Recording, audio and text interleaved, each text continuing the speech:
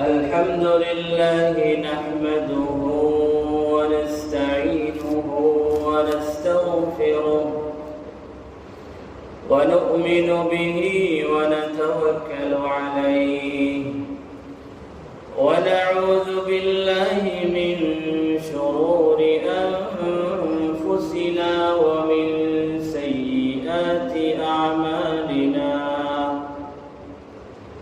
من يهده الله فلا مضل له ومن يضلله فلا هادي له وأشهد أن لا إله إلا الله وحده لا شريك له وأشهد أن سيدنا وحبيبنا وحبيب ربنا وشفيعنا وسندنا ومولانا محمدا عبده ورسوله أرسله الله تعالى إلى الناس كافة بشيرا ونذيرا وداعيا إلى الله بإذنه وسراجا منيرا أما بعد فأعوذ بالله من الشيطان الرجيم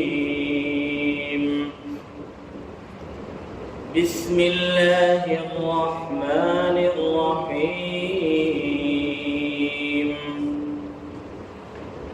واعتصموا بحبل الله جميعا ولا تفرقوا واذكروا نعمة الله عليكم إذ كنتم أعداء فألف بين قلوبكم فأصبحتم بنعمته إخوانا وعن أبي هريرة رضي الله عنه قال النبي صلى الله عليه وسلم المسلم أخو المسلم لا يظلمه ولا يخذله ولا يحقره رواه الإمام مسلم رحمه الله وكثير من غيره من أئمة الحديث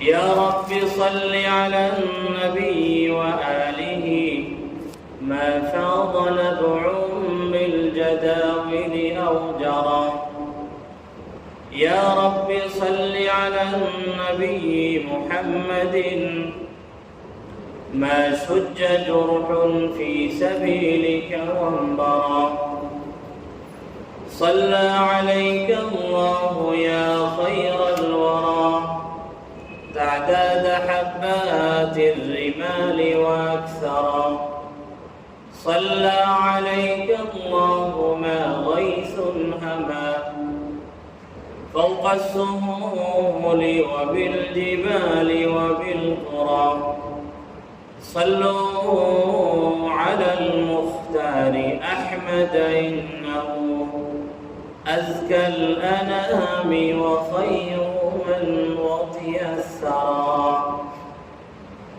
بارك الله لي ولكم في القرآن العظيم ونفعني وإياكم بالآيات والذكر الحكيم صلى الله على سيدنا ومولانا محمد وعلى آله وأصحابه وسلم صلى الله على سيدنا ومولانا محمد وعلى آله وأصحابه وسلم صلى الله على سيدنا ومولانا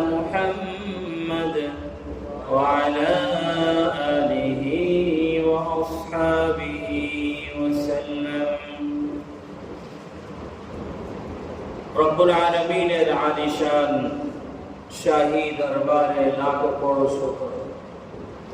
তিনি আমাদেরকে তার মুমিন বান্দা হিসাবে এবং সর্বশ্রেষ্ঠ নবী হযরত মুহাম্মদুর রাসূলুল্লাহ সাল্লাল্লাহু আলাইহি ওয়াসাল্লামের উম্মত হিসাবে আমাদেরকে গ্রহণ করেছেন। সেজন্য আমরা সবাই বলি আলহামদুলিল্লাহ। আল্লাহ সুবহানাহু ওয়া তাআলা আমাদেরকে মুমিন মুসলিম বানিয়েছেন, ইসলামের সুশীতল ছায়াতলে জায়গা দিয়েছেন। এটা আল্লাহ সুবহানাহু ওয়া তাআলার পক্ষ থেকে বিরাট বড় নিয়ামত, আযমু নি'মাতিন মিন আল্লাহ সুবহানাহু ওয়া তাআলা নি'মাতুল ঈমান ওয়া নি'মাতুল ইসলাম। আল্লাহ সুবহানাহু ওয়া তাআলার অসংখ্য অগণিত নিয়ামত আমাদের মধ্যে রয়েছে। আমরা আল্লাহ সুবহানাহু ওয়া তাআলার অসংখ্য অগণিত নিয়ামত ভোগ করতেছি। তার মধ্যে থেকে শ্রেষ্ঠ সবচেয়ে বড় নিয়ামত হচ্ছে নি'মাতুল ঈমান ওয়া নি'মাতুল ইসলাম। আমরা মুসলমান, আমরা আল্লাহর মুমিন বান্দা, কিন্তু আল্লাহ সুবহানাহু ওয়া তাআলা মুমিন বান্দা হিসাবে, মুসলিম বান্দা হিসাবে আমাদেরকে কবুল করেছেন। এটা আল্লাহর অনেক বড় নিয়ামত, কিন্তু আমাদেরকে সেই ইসলাম এবং সেই ঈমান, নি'মাতুল ঈমান সঠিকভাবে আমাদের ভিতরে লালন করার, পালন করার দরকার আছে। যদি আমরা সঠিকভাবে আমরা ইসলাম এবং ঈমানকে বুঝি না এবং সঠিকভাবে যদি আমাদের ভিতরে আমরা আনতে পারি না, তাহলে শুধুমাত্র নামকে ওয়াস্তে মুসলিম এবং মুমিন পরিচয় দেওয়ার মাঝে তেমন কোনো ফায়দা নাই, কারণ নাম দিয়ে কোনো কাম হয় না। সুতরাং আমাদেরকে সঠিক অর্থের মুমিন এবং মুসলিম হওয়ার দরকার। ইসলাম এবং ঈমান সম্পর্কে আমাদের জ্ঞান অর্জন করার দরকার। কোরআন এবং হাদিসের আলোকে একজন মুমিন, একজন মুসলিম কিভাবে হওয়া চাই, আমাদেরকে সেই রকমের মুমিন এবং মুসলিম হওয়ার দরকার। শুধুমাত্র নামকে ওয়াস্তে মুসলিম, নামকে ওয়াস্তে মুমিন হলে চলবে না, দুনিয়াতেও সফল হওয়া যাবে না, আর আখিরাতেও নাজাত পাওয়া যাবে না শুধু নাম দিয়ে।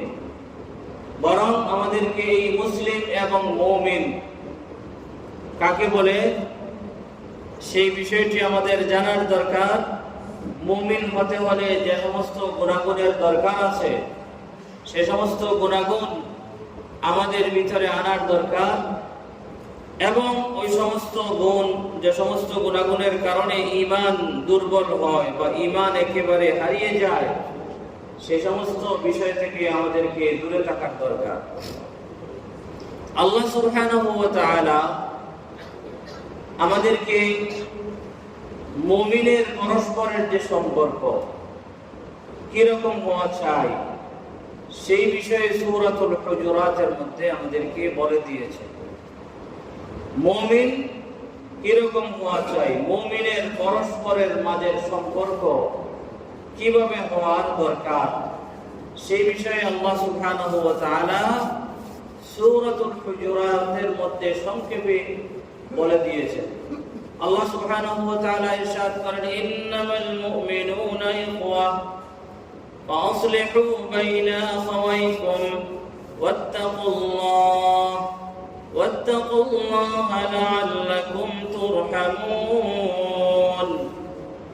ইন্নামাল মুমিনুনা ইখওয়া, মুমিনরা, মুসলমানরা পরস্পর ভাই ভাই। ফাসলিহু বাইনা আখাওয়াইকুম, যদি কোনো সময় পরস্পরের মাঝে কোনো ঝামেলা সৃষ্টি হয়ে যায়, ফাসলিহু বাইনা আখাওয়াইকুম, তোমরা তোমাদের দুই পক্ষের ভাইয়ের মাঝে ইসলাহ এবং সংশোধন করে দাও। সুতরাং এই মুমিন মুসলমানদের পরিচয় দিতে গিয়ে আল্লাহ সুবহানাহু ওয়া তাআলা আমাদের পরস্পরের মাঝের সম্পর্কের একটি কথা বলেছেন, ইন্নামাল মুমিনুনা ইখওয়া। ইসলামী প্রাচীত্য এটা হচ্ছে সবচেয়ে বড় বন্ধন।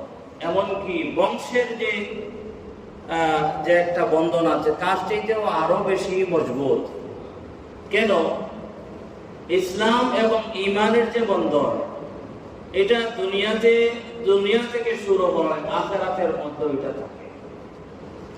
আর বংশীয় যে সম্পর্ক এটা শুধু দুনিয়াতে থাকে, আখিরাতে যদি ওই ঈমানের বন্ধন না থাকে তাহলে বিচ্ছেদ।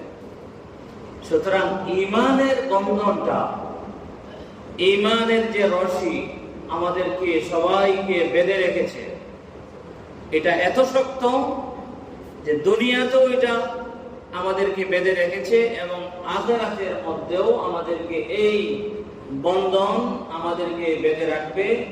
আখিরাতের মধ্যেও আমরা ভাই ভাই হিসাবে জান্নাতের মধ্যে আমরা থাকব। আর বংশের যে সম্পর্ক, ভাইয়ে ভাইয়ের যে সম্পর্ক, বাবায় পুত্রের যে সম্পর্ক, এই সম্পর্ক ফিদ দুনিয়া ফাকাত, আখিরাতের মধ্যে থাকবে যদি ওই ঈমানের বন্ধন থাকে। ওয়াত্তাবা'আতহুম যুররিয়াতুহুম আলহাকনা বিহিম যুররিয়াতাহুম, যদি মুমিন মুসলমানের সন্তান সন্ততি ঈমানের উপর থাকে, তাদের আমল যদি সঠিক থাকে, তাহলে কাল কিয়ামতের দিনও তারা ওই একসাথে থাকবে।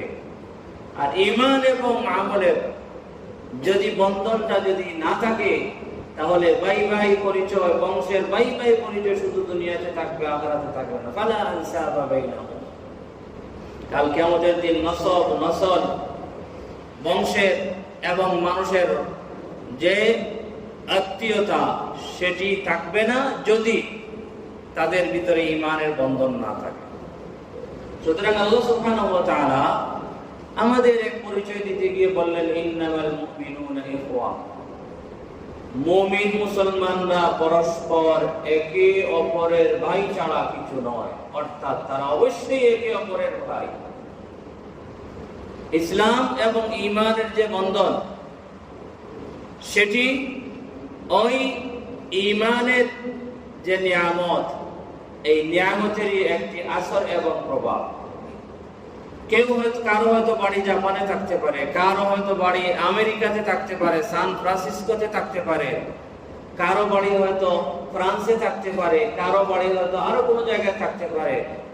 কিন্তু যদি ঈমানের নিয়ামত যদি থাকে, তাহলে একজন আরেকজনের ভাই, সাক্ষাৎ না হলেও ভাই, একসাথে বসবাস না করলেও ভাই। কারণ আমার ভিতরে ঈমান আছে, আপনার ভিতরে ঈমান আছে, আমার ভিতরে ইসলাম আছে, আপনার ভিতরে ইসলাম আছে। সুতরাং আল মুসলিম আখুল মুসলিম, নবীজি বলেছেন আল মুসলিম আখুল মুসলিম, একজন মুসলমান আরেকজন মুসলমানের ভাই। আল্লাহ পাক যেরকম সূরা হুজুরাতের মধ্যে বলেছেন, নবীজি সাল্লাল্লাহু আলাইহি ওয়াসাল্লাম হাদিসের মধ্যে বলেছেন, মুসলিম শরীফের সহিহ মুসলিম শরীফের হাদিস 54 নম্বর হাদিস, হযরত আবু হুরায়রা রাদিয়াল্লাহু তাআলা আনহু থেকে বর্ণিত, আল মুসলিমু আখুল মুসলিম, এক মুসলমান আরেক মুসলমানের ভাই। সুতরাং আমাদেরকে এই দুনিয়াতে সফল হতে হলে এবং আখিরাতে নাজাত পেতে হলে আমাদের পরস্পরের মাঝে কিছু বিষয় আছে, সেই বিষয়গুলিকে আমাদের লালন করতে হবে, পালন করতে হবে এবং ওই বিষয়গুলির যে চাহিদা আছে সেগুলিকে আমাদের পূরণ করতে হবে। এক নম্বর হচ্ছে আল্লাহ সুবহানাহু ওয়া তাআলা এবং নবীজি সাল্লাল্লাহু আলাইহি ওয়াসাল্লাম আমাদের পরস্পরের মাঝে যে সম্পর্কের কথা বলেছেন সেই বিষয়ে আমাদের বিশ্বাস থাকতে হবে। শুধু কোরআনে বলেছেন আর হাদিসে নবীজি বলেছেন, এটা শুধু মিম্বর থেকে বললে হবে না, শুধু মুসল্লিরা শুধু শুনলেই হবে না, বরং খতিব সাহেবেরও বিশ্বাস থাকতে হবে এবং মুসল্লিদের ভিতরেও সেই বিশ্বাস থাকতে হবে কি একজন মুসলমান আর একজন মুসলমানের ভাই, একজন মুমিন আর একজন মুমিনের ভাই। শুধু কোরআনে এসেছে, হাদিসে এসেছে এই কথা শুধু বললেই হবে না, বরং একেবারে অন্তরের গহীনে এই কথাটাকে জায়গা দিতে হবে। একেবারে অন্তরের গভীরে এই কথা জায়গা দিতে হবে যে এক মুসলমান আর এক মুসলমানের ভাই। এখন এক মুসলমান আরেক মুসলমানের ভাই, এক মুমিন আরেক মুমিনের ভাই, এই কথা অন্তরের গহীনে জায়গা দিলে তার থেকে আমরা অনেক কিছু ফল পাবো, তার থেকে আমরা আরো অনেক কিছু পূরণ করতে সহজে সক্ষম হব। যেগুলি এক নম্বর বিষয় হচ্ছে যে আমরা একে অপরকে ভালোবাসবো। যেহেতু প্রত্যেকের দিলেই কথা আছে, একজন মুমিন আরেক মুমিনের ভাই, একজন মুসলমান আরেক মুসলমানের ভাই, এটা অন্তরের ভিতরে আমরা অন্তরের গহীনে জায়গা দিলে কয়েকটি বিষয় আমরা খুবই সহজে করতে সক্ষম হব। তার থেকে এক নম্বর বিষয় হচ্ছে যে আমরা একে অপরকে অন্তর দিয়ে ভালোবাসবো। কারণ একজন আরেকজনের বন্ধু, একজন আরেকজনের ভাই। বন্ধু তো বন্ধুকেই মহব্বত করে, ভাই তো ভাইকেই মহব্বত করে। সুতরাং ওই বিষয়টি অন্তরে ঢুকাইলে এক নম্বরে একে অপরকে আমরা মহব্বত করব। আর একজন আরেকজন, এক মুমিন আরেক মুমিনকে মহব্বত করা এত বড় বিষয়। নবীজি বলেছেন এই বিষয়টি যতক্ষণ পর্যন্ত আমাদের ভিতরে আসবে না, আমরা জান্নাতে যেতে পারবো না। নাউযুবিল্লাহ। আল্লাহর হাবিব সাল্লাল্লাহু আলাইহি ওয়াসাল্লাম বলেছেন লা তাদখুলুনাল জান্নাহ হাত্তা তাহাব্বু, তোমরা একে অপরকে মহব্বত না করা পর্যন্ত জান্নাতে প্রবেশ করতে পারবে। শুধু নামাজ, রোজা, হজ, যাকাত এগুলি ইসলামের রুকন, কিন্তু সহজে জান্নাতে যেতে হলে এগুলির পাশাপাশি আরো অনেক কিছু করতে হবে। তার থেকে একটি বিষয় হচ্ছে এক মুমিন আরেক মুমিনকে মহব্বত করতে হবে। লা তাদখুলুনাল জান্নাহ, তোমরা জান্নাতে প্রবেশ করতে পারবে না হাত্তা তাহাব্বু, একে অপরকে মহব্বত না করা পর্যন্ত। আল্লাহর হাবিব সাল্লাল্লাহু আলাইহি ওয়াসাল্লাম বলেছেন একজন আরেকজনকে মহব্বত না করা পর্যন্ত জান্নাতে যাওয়া যাবে না। এরপরে আবার আরেকটা সূরত বলে দিয়েছেন, আফালা আদুল্লুকুম আলা শাইইন ইযা ফাআলতুমুহু তাহাব্বাতুম, মুমিন না হলে জান্নাতে যাওয়া যাবে না। আর সঠিক অর্থের মুমিন হতে হলে একে অপরকে ভালোবাসতে হবে। নবীজি বললেন আমি তোমাদেরকে একে অপরের প্রতি ভালোবাসা সৃষ্টি করার একটি কাজ কি বলে দেব না, যে কাজটি করলে তোমরা একে অপরকে ভালোবাসতে সহজ হবে। তখন সাহাবায়ে কেরাম রিজওয়ানুল্লাহি আলাইহিম আজমাইন বললেন জি হ্যাঁ ইয়া রাসূলুল্লাহ, আমরা তো এটাই চাই। আমরা তো আমাদের জীবনের সকল সাধনা, সকল মেহনত, সকল চেষ্টা প্রচেষ্টা, আমাদের মূল লক্ষ্য উদ্দেশ্য হচ্ছে রাজায়ে খুদাবন্দি। আল্লাহ পাক আমাদের উপর সন্তুষ্ট হয়ে যাবেন, আল্লাহ পাকের রহমত আমরা পেয়ে যাব এবং আল্লাহ পাকের রহমতের ঘরে প্রবেশ করতে পারব। আমাদের সারা জীবনের চেষ্টা প্রচেষ্টার মূল লক্ষ্য উদ্দেশ্য আল্লাহকে রাজি করা। আর আল্লাহকে রাজি করলে আল্লাহর রহমত পাওয়া যাবে। আর আল্লাহর রহমত যদি পাওয়া যায়, আল্লাহ সুবহানাহু ওয়া তাআলা আমাদেরকে জান্নাতে, তার রহমতের ঘর জান্নাতে জায়গা দিবেন, আর জাহান্নাম থেকে আমাদেরকে নাজাত দিবেন। সাহাবায়ে কেরাম রিজওয়ানুল্লাহি আলাইহিম আজমাইন বললেন জি হ্যাঁ ইয়া রাসূলুল্লাহ, আমাদেরকে বলে দিন। তখন নবীজি সাল্লাল্লাহু আলাইহি ওয়াসাল্লাম বললেন আফশুস সালাম বাইনাকুম, তোমরা তোমাদের মাঝে সালামকে প্রচার প্রসার করো। সালামকে প্রচার প্রসার করলে একে অপরের ভিতরে মহব্বতটা, ভালোবাসা সৃষ্টি হবে। আর যদি পরস্পরের মাঝে ভালোবাসা সৃষ্টি হয় তাহলে ঈমান পরিপূর্ণ হবে। আর ঈমান যদি পরিপূর্ণ হয় তাহলে জান্নাতে যাওয়া সহজ হবে। সুতরাং একজন মুমিন আরেকজন মুমিনের ভাই, এই কথাকে অন্তরের গহীনে জায়গা দিলে এক নম্বর কি হবে, যে আমাদের পরস্পরের মাঝে মহব্বত এবং ভালোবাসা তৈরি হবে। দুই নম্বর হচ্ছে যে আমরা যখন পরস্পরের মাঝে ভালোবাসা মহব্বত তৈরি হবে, তখন দুই নম্বর বিষয় আরেকটা আসবে, সেটি হচ্ছে কি, যে আমরা একজনের কষ্টে আরেকজনে কষ্ট পাবো, একজনের আনন্দে আরেকজনে আমরা আনন্দ পাবো। কারণ একজন আরেকজনকে ভালোবাসি। আর মহব্বতের মানুষের কষ্ট হলে কিন্তু আরেক মহব্বতের মানুষের কষ্ট হয়। মহব্বতের মানুষের কোনো ভালো কিছু অর্জন হলে আরেকজনের কিন্তু খুশি লাগে। সুতরাং এর পরবর্তী বিষয়টা আসবে যে আইয়াফরাহাল মুসলিম বিফারাহিহি ওয়া ইয়াতাআল্লামা বিতাআল্লুমিহি, যে একজন মুমিন আরেকজন মুমিনের ভাই হলে পরস্পরের মাঝে মহব্বত সৃষ্টি হবে, আর পরস্পরের মাঝে ভালোবাসা মহব্বত সৃষ্টি হলে একজনের কষ্টে আরেকজন কষ্ট পাবে, সহমর্মিতাটা আসবে। একজনের কষ্টে আরেকজন কষ্ট পাবে, একজনের আনন্দে আরেকজন আনন্দ পাবে। নবীজি সাল্লাল্লাহু আলাইহি ওয়াসাল্লাম মুমিন মুসলমানদের এই বিষয়ে উদাহরণ পেশ করতে গিয়ে নবীজি সাল্লাল্লাহু আলাইহি ওয়াসাল্লাম বলেছেন, মাসালুল মুমিনিনা ফি তাওয়াদ্দিহিম ওয়া তারাহুমিহিম ওয়া তাআতুফিহিম কামাসালিল জাসাদ ইযা ইশতাকা মিনহু উযওয়ান তাদাআ লাহু সাইরুল জাসাদ بالسهر والحمى أو كما قال النبي صلى الله عليه وسلم। মুসলমানদের পরস্পরের মাঝে মহব্বত, পরস্পরের মাঝে ভালোবাসা, পরস্পরের মাঝে সহমর্মিতা, এগুলোর দিক দিয়ে সারা বিশ্বের মুসলমানরা এক বডির মতো। এক বডির বডির কোন জায়গায় যদি কেউ চোট পায়, কষ্ট পায়, তাহলে প্রথমে এখানে ব্যথা পায়, কিন্তু এই ব্যথার কারণে দেখা যায় আস্তে আস্তে তার পুরো বডির তাপমাত্রা বেড়ে যায়, পুরো বডির মধ্যে জ্বর চলে আসে। এখানে সে কষ্ট পাইছে, পায়ের কোনো জায়গায় কষ্ট পাইছে, একটা আঙ্গুলের প্রথমে ব্যথাটা এখানে লাগে, এরপরে এটার কারণে পুরো বডির তাপমাত্রা বেড়ে যায়, পুরো বডির মধ্যে জ্বর চলে আসে, পুরো বডির ঘুম হারাম হয়ে যায়। নাকি শুধু আঙ্গুল ঘুমাইতো না, সারা বডির ঘুম হারাম হয়। নবীজি বলেছেন মুমিন মুসলমানদের পরস্পরের উদাহরণ হচ্ছে ওই বডির মতো, যে বডির কোন এক জায়গায় যদি ব্যথা লাগে, সেই ব্যথায় পুরা বডিটাই ব্যথিত হয়, পুরা বডির জ্বর চলে আসে, পুরা বডির ঘুম হারাম হয়ে যায়।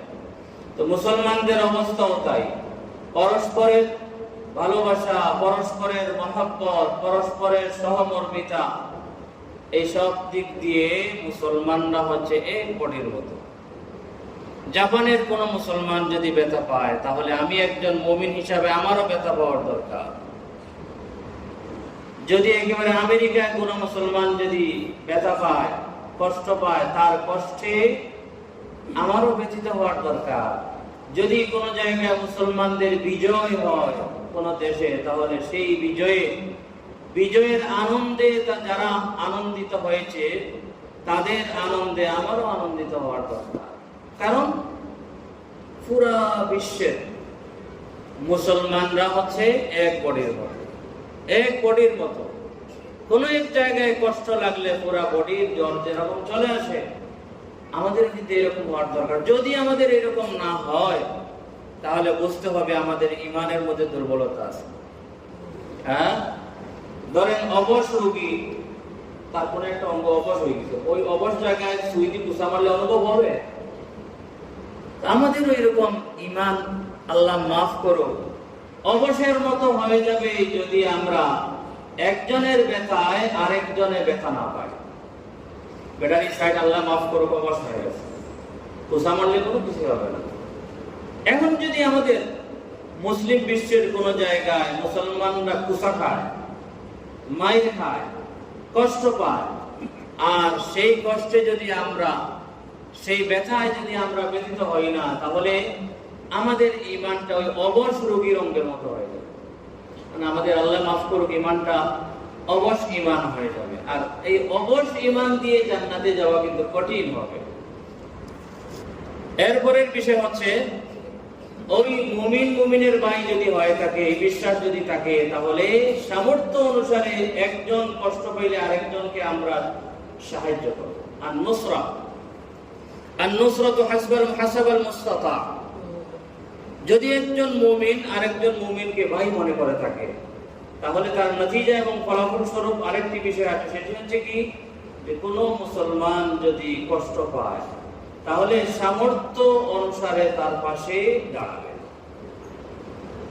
আর যদি সে মনে করে যে অমুক মুসলমান কষ্ট পেয়েছে, আমার কি হয়েছে, তাহলে সে ওই কথাটা বুঝে নাই যে মুসলমান মুসলমানের ভাই, ওই কথাটা বুঝে নাই যে মুসলমানটা হচ্ছে এক বডির বিভিন্ন অঙ্গের মতো। সুতরাং এই বিষয় হচ্ছে আন-নুসরাতু হাসাবাল মুস্তাতা।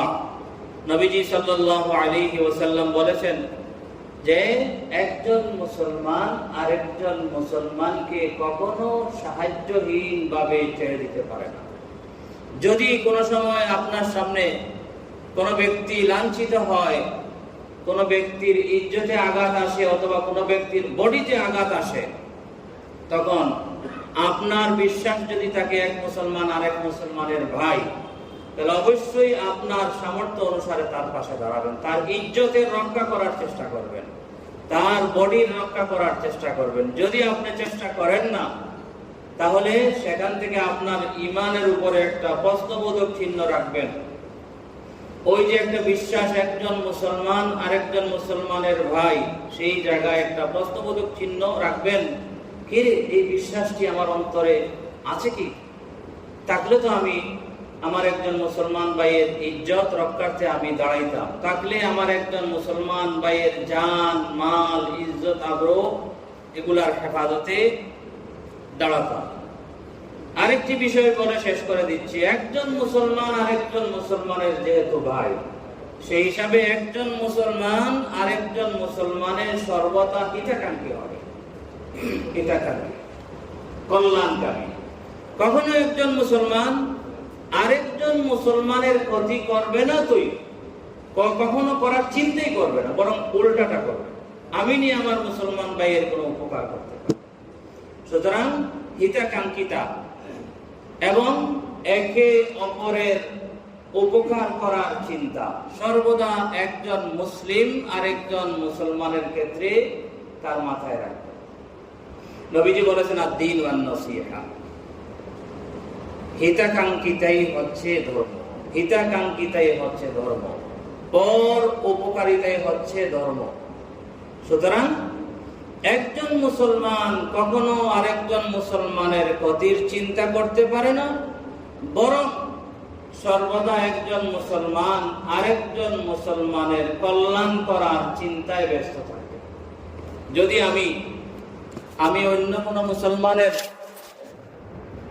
উপকার করার চিন্তা যদি আমার মাথায় না থাকে, তাহলে তখন আমার ঈমানের উপরে একটা প্রশ্নবোধক চিহ্ন রাখবো।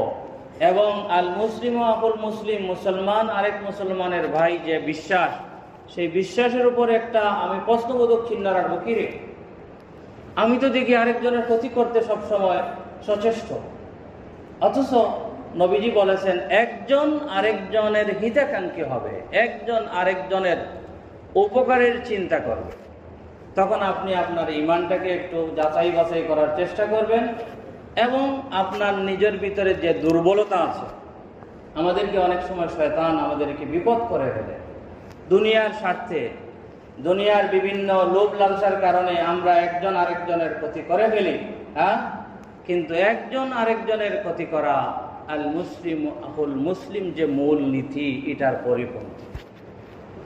একজন আরেকজনের ক্ষতির চিন্তা করা এটা হিতাকাঙ্ক্ষিতার পরিপন্থী। যে হিতাকাঙ্ক্ষিতাকে নবীজি ধর্ম বলেছেন, হিতাকাঙ্ক্ষিতাই হচ্ছে ধর্ম। সুতরাং আমাদেরকে সর্বদা আল মুসলিম আহুল মুসলিম, একজন মুসলমান আরেকজন মুসলমানের ভাই, মুসলমানরা মুমিনরা পরস্পরে ভাই ভাই, এই বিশ্বাসটা আমাদের অন্তরের একেবারে গহীনে জায়গা দিতে হবে, যেখান থেকে কখনো যাতে এই আকীদা বিশ্বাস কোনো শয়তান আমাদের থেকে সরাইয়া নিতে না পারে, এমন জায়গায় এটাকে জায়গা দিতে হবে যেখানে শয়তান পর্যন্ত রাস্তা না পায়। কারণ এটা আমাদের মূল বিষয়সমূহ থেকে একটি, আল মুসলিমু আখুল মুসলিম। আল্লাহ সুবহানাহু ওয়া তাআলা আমাদের সবাইকে এই বিশ্বাস লালন করার এবং পালন করার তৌফিক দান করুন।